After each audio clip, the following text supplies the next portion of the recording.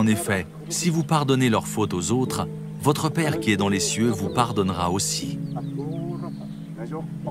Mais si vous ne pardonnez pas aux autres, votre Père ne vous pardonnera pas vos fautes non plus. Donc, supposons ceci. Tu viens présenter ton offrande à Dieu sur l'autel. À ce moment-là, tu te souviens que ton frère ou ta sœur a quelque chose contre toi. Alors laisse ton offrande à cet endroit devant l'autel et va d'abord faire la paix avec ton frère ou ta sœur. Ensuite, reviens et présente ton offrande à Dieu. Si ton frère fait le mal, fais-lui des reproches et s'il le regrette, pardonne-lui. S'il te fait du mal 7 fois par jour, et si 7 fois par jour, il revient te dire « Je regrette », tu lui pardonneras. Et quand vous êtes debout pour prier, pardonnez à ceux qui vous ont fait du mal. Alors votre Père qui est dans les cieux vous pardonnera aussi vos fautes.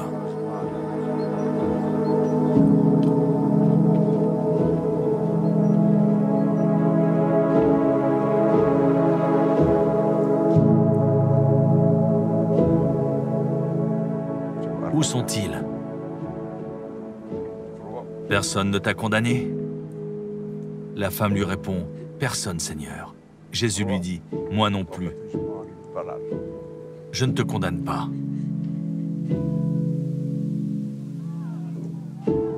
Jésus dit, « Père, pardonne-leur, ils ne savent pas ce qu'ils font. »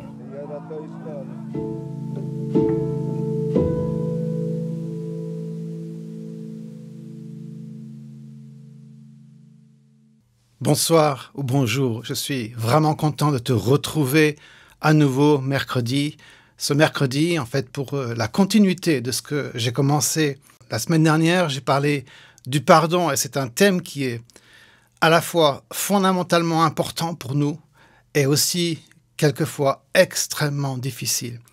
Je suis totalement conscient, j'ai rencontré suffisamment de personnes dans ma vie qui ont connu des situations extrêmement difficiles, au travers desquelles, en fait, leur démarche d'arriver à pardonner a pris vraiment beaucoup de temps. Et souvent, pour la plupart de ces gens, ça a été uniquement par la puissance du Saint-Esprit que la démarche a pu être faite progressivement.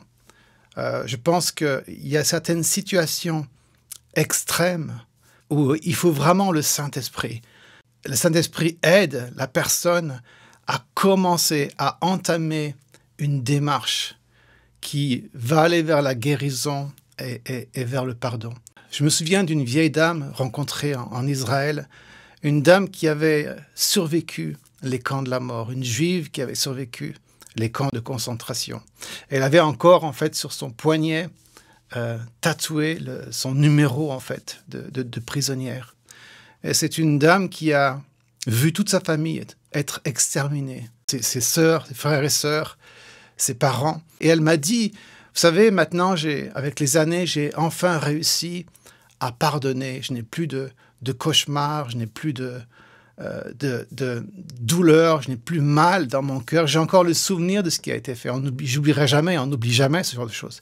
Mais je n'ai plus mal, je n'ai plus envie de justice, j'ai plus envie de vengeance.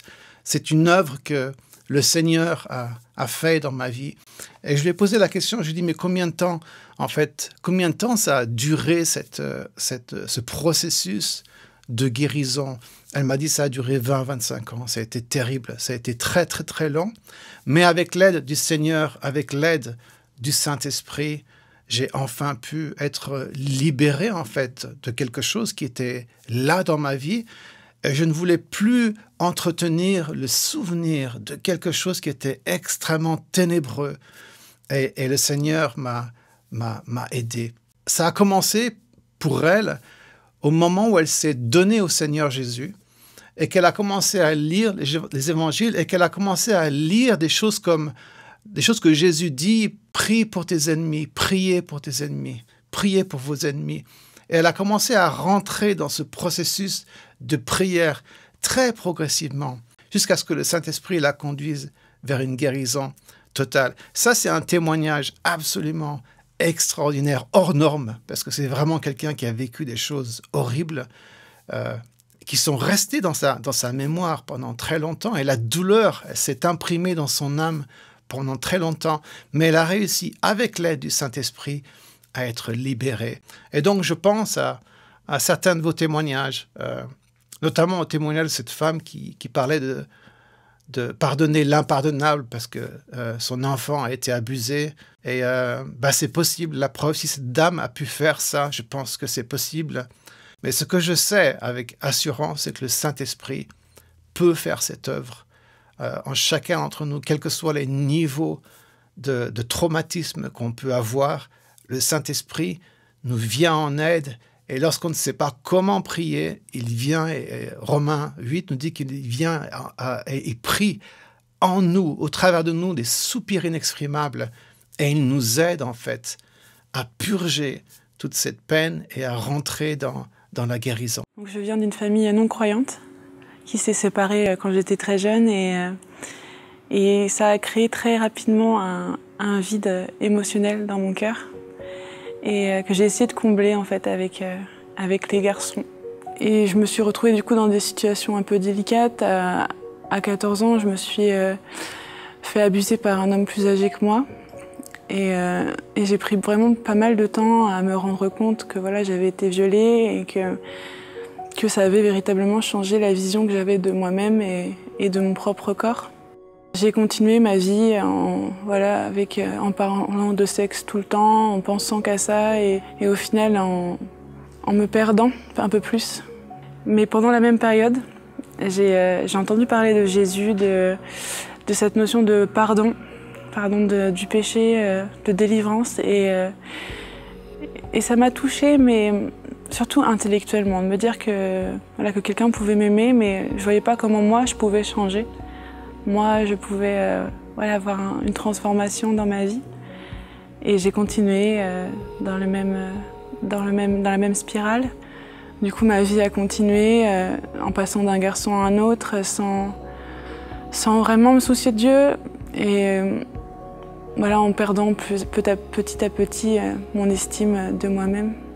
Mais j'ai eu du coup la chance d'avoir une deuxième rencontre avec Dieu. Du coup, mes yeux se sont ouverts, j'ai pu vraiment avoir le droit, c'est vraiment cette révélation de Jésus dans mon cœur, de me rendre compte que je pouvais être pardonnée de mon propre péché, de plus être seulement victime, mais d'être aussi coupable. J'avais du coup un lourd péché sur mes épaules et que je pouvais m'en délester grâce à Jésus, grâce à son sacrifice. Et je pouvais enfin simplement demander pardon à Dieu pour tout le mal que j'avais fait et aussi réussir à pardonner aux personnes qui m'avaient fait du mal.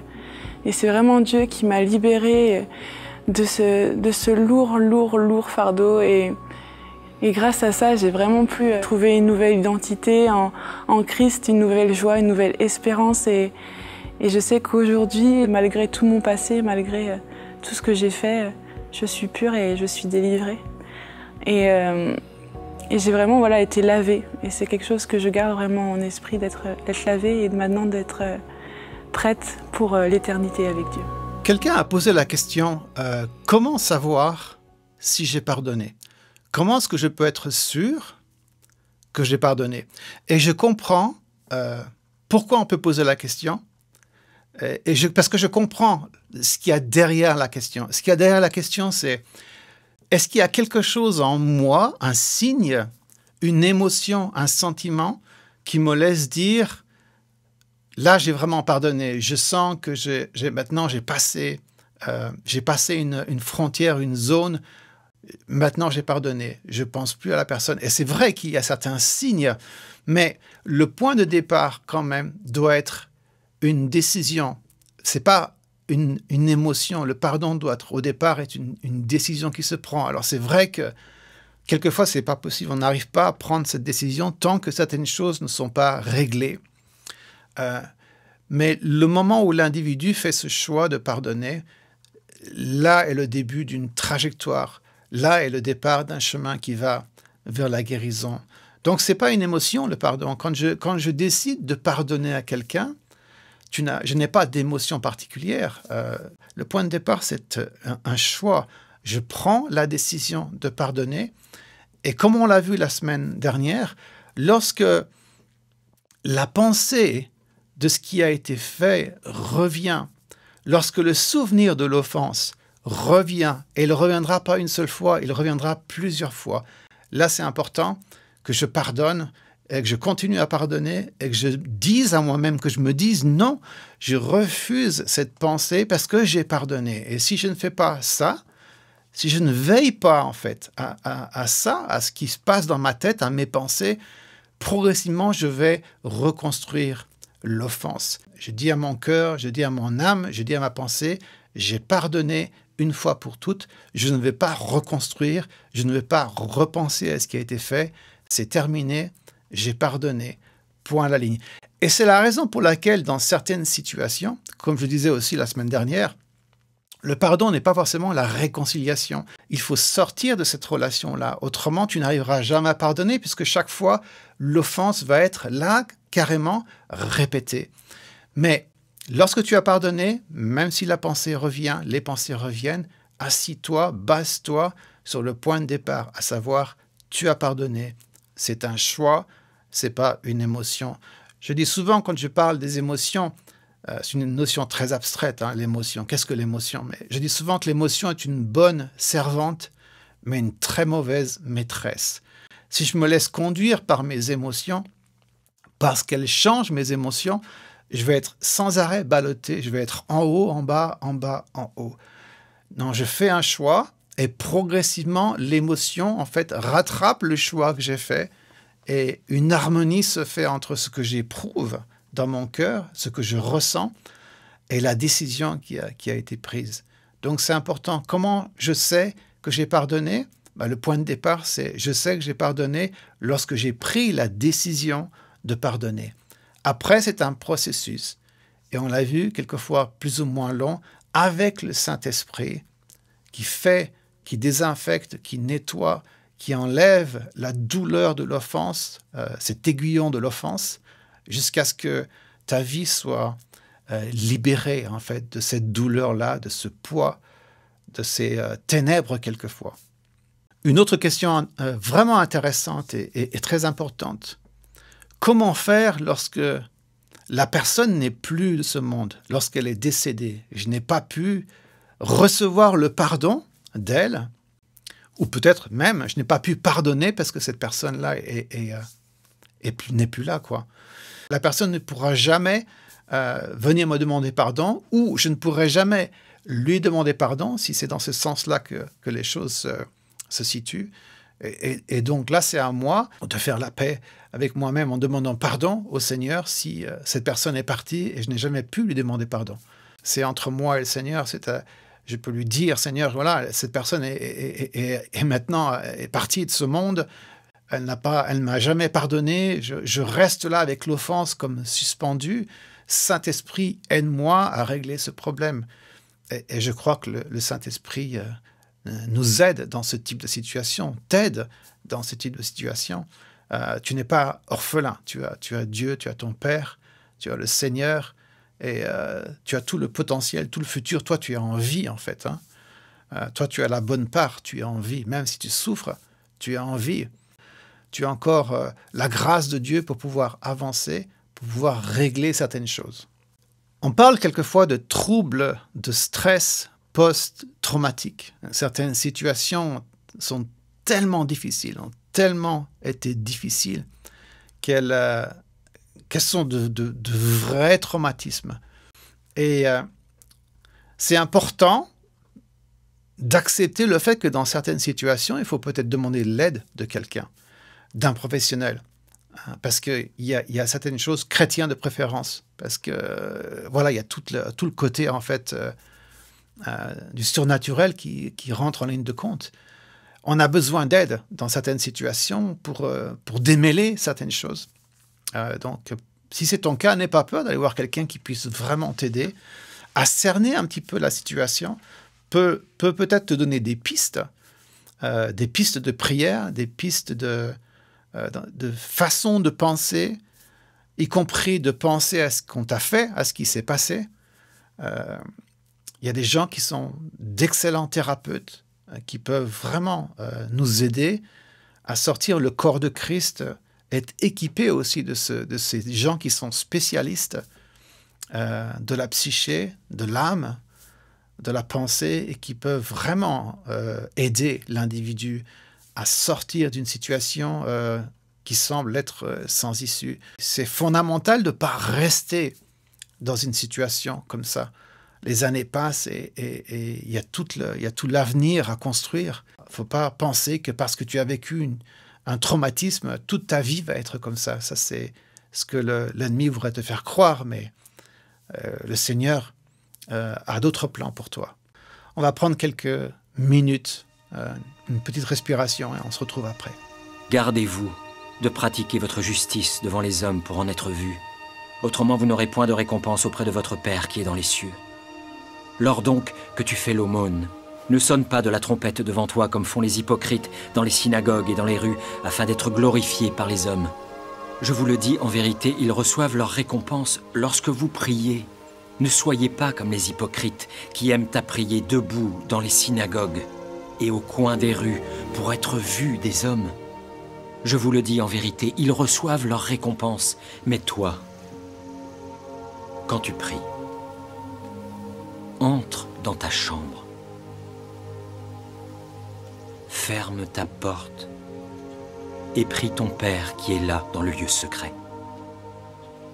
Et ton Père qui voit dans le secret te le rendra. En priant, ne multipliez pas de vaines paroles comme les païens qui s'imaginent qu'à force de paroles, ils seront exaucés. Ne leur ressemblez pas, car votre Père sait de quoi vous avez besoin avant que vous le lui demandiez. Voici donc comment vous devez prier.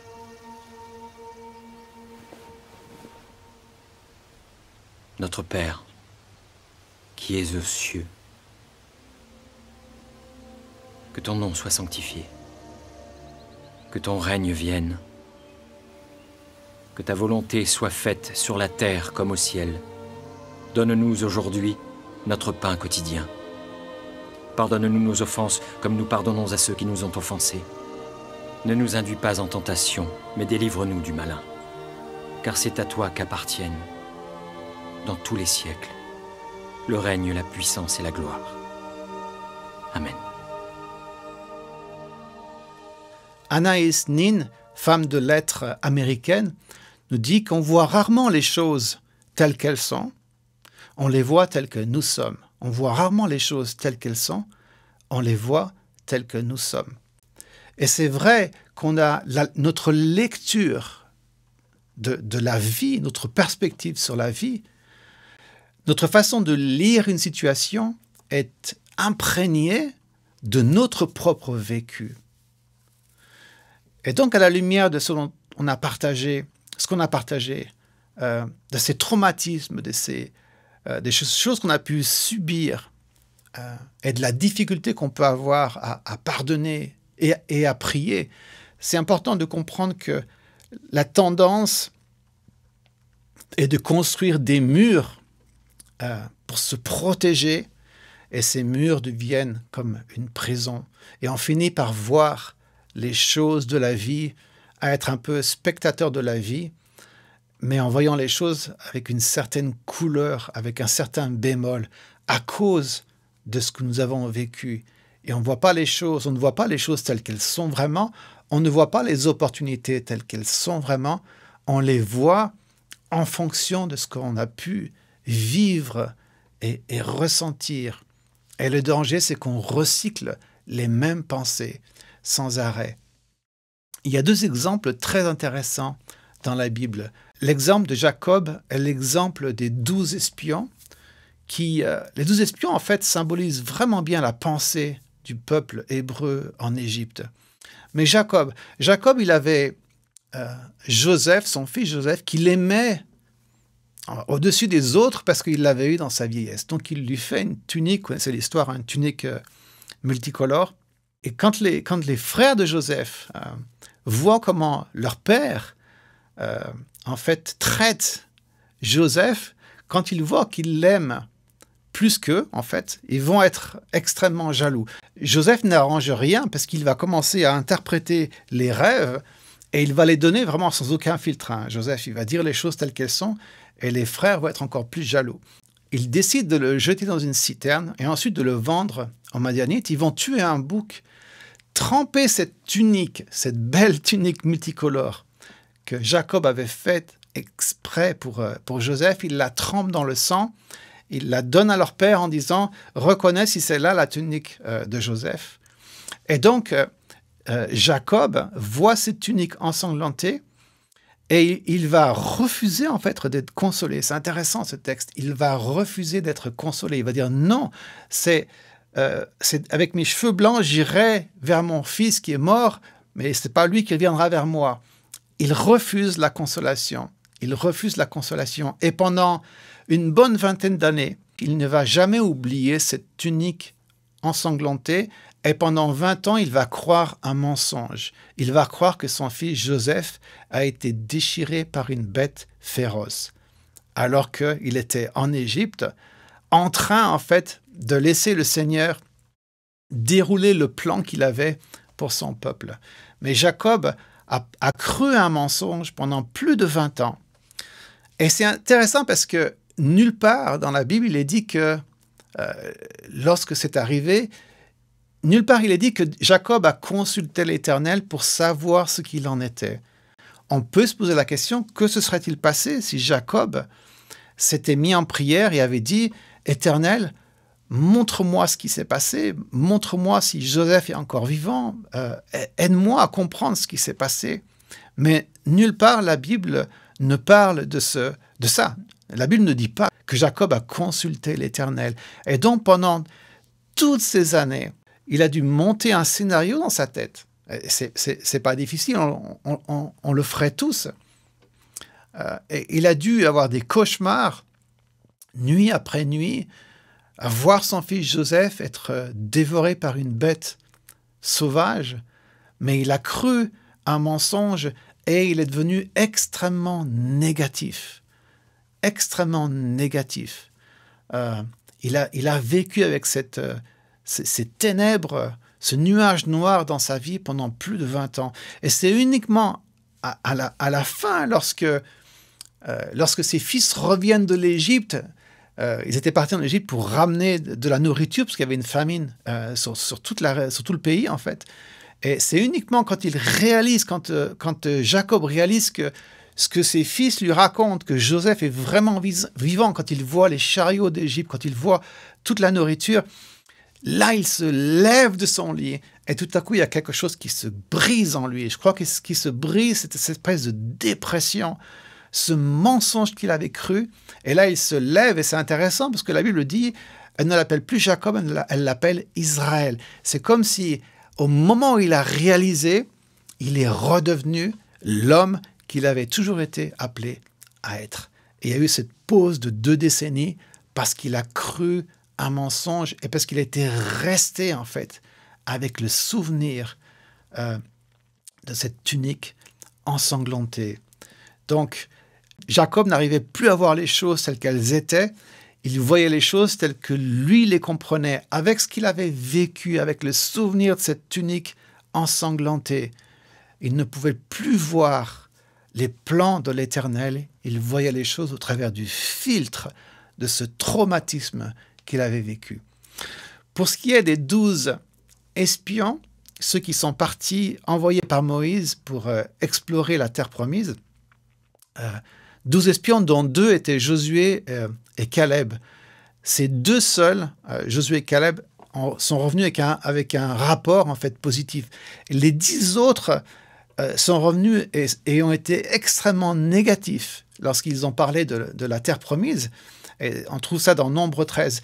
Et ils disent, par exemple, à la fin de leur rapport, ils disent ceci à Moïse. Nous, on a vu là-bas, je paraphrase, on a vu les géants, en fait.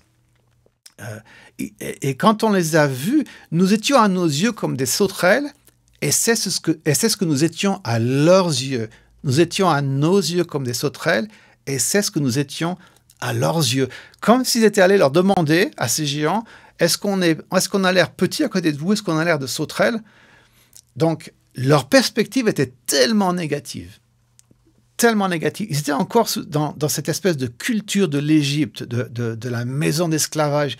Ils n'arrivaient pas à sortir de cette mentalité de la servitude, qu'ils n'arrivaient pas à voir les choses de façon positive. Encore là, et il a fallu que le Seigneur, que l'Éternel lève une génération née dans le désert, une génération qui n'avait pas connu l'Égypte et qui a pu rentrer en terre promise. Toute la génération qui est sortie en fait de l'Égypte, à l'exception de Josué et de Caleb, n'est pas rentrée en terre promise parce qu'ils avaient gardé en fait cette perspective négative. On a vu la terre promise, mais on a vu les géants. On n'a pas vu la promesse de Dieu, on a vu les difficultés, on a vu ces géants et on a vu comment on se voyait, nous, à côté d'eux, on avait l'air de rien. Et quelque part, c'est comme s'il disait, mais même Dieu ne pourra pas nous faire rentrer dans ce pays promis. On est trop faibles. Et à cause de ça, à cause de leur incrédulité, à cause des murs négatifs qu'ils avaient construits autour de leur perspective, ils ne sont jamais rentrés dans toute la promesse de Dieu. Donc si ta perspective est négative à cause de ce que tu as vécu, demande au Seigneur maintenant de t'aider en fait à accueillir son regard à lui sur toi-même et sur les choses qu'il a pour toi. Le psaume 121 dit « Je lève mes yeux vers les montagnes. D'où me viendra le salut? Le salut me vient de l'Éternel qui a fait les cieux et la terre. » Je ne fixe pas les montagnes. Lorsque je vois les montagnes, les difficultés, les traumatismes du passé, je dis, oui, je vois ces choses-là, mais je vois l'Éternel qui a tout fait, qui est le créateur de toutes choses. Lorsque tu vois les géants qui sont face à toi, les difficultés, quand tu es dans la crainte de retomber dans des souffrances, dans des traumatismes que tu as connus et dont tu n'es pas encore totalement débarrassé, pense que tu as avec toi l'Éternel des armées, le Dieu de ton espérance. Je voudrais prier avec toi maintenant. Seigneur, tu es mon Dieu, mon Seigneur. Tu as payé le prix de mon salut, de mon éternité. Viens au secours de ceux qui sont affligés et qui ne trouvent pas la force de pardonner. Guéris les cœurs, soigne les plaies, désinfecte les blessures du passé. Toi seul peux donner la force de pardonner à ceux qui souffrent d'injustice, qui ont été abusés, maltraités. Soigne les cœurs, soigne mon cœur, pour qu'il devienne une terre d'asile pour ceux qui te cherchent. Aide-moi à marcher sur le chemin de ma guérison. Ton amour est inconditionnel. Je ne le mérite pas, mais tu me l'offres par ta grâce sans condition. Enseigne-moi à prier. Mets sur mon cœur tes priorités. Amen.